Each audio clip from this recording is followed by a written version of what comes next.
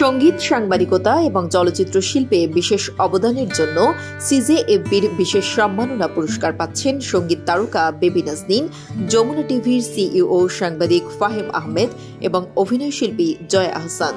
আগামী 28 ডিসেম্বর সন্ধ্যায় ঢাকার একটি হোটেলে অনুষ্ঠেয় ইটিভি সিজেএফবি পারফরমেন্স অ্যাওয়ার্ডের 23তম আসরে তাদের হাতে এই সম্মাননা তুলে দেওয়া হবে বলে জানিয়েছেন সিজেএফবির সভাপতি এনাম সরকার।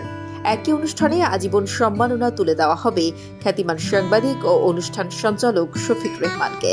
এছাড়া 2023 সালে সঙ্গীত, চলচ্চিত্র এবং টেলিভিশন মিডিয়ার বছর সেরা পারফরমেন্সের জন্য পুরস্কৃত হবেন দেশ সেরা তারকারা। অনুষ্ঠানে প্রধান অতিথি হিসেবে থাকবেন সংস্কৃতি বিষয়ক উপদেষ্টা মুস্তফা সরওয়ার ফারুকী। 1999 সালে গঠিত হয় দেশের প্রধান জাতীয় দৈনিক, টেলিভিশন মিডিয়া, অনলাইন নিউজ পোর্টালে কর্মরত সাংস্কৃতিক সাংবাদিকদের সংগঠন cultural journalist forum of Bangladesh CJFB. প্রতিষ্ঠার পর থেকেই তাদের এই কার্যক্রম ধরে রেখেছে সংগঠনটি।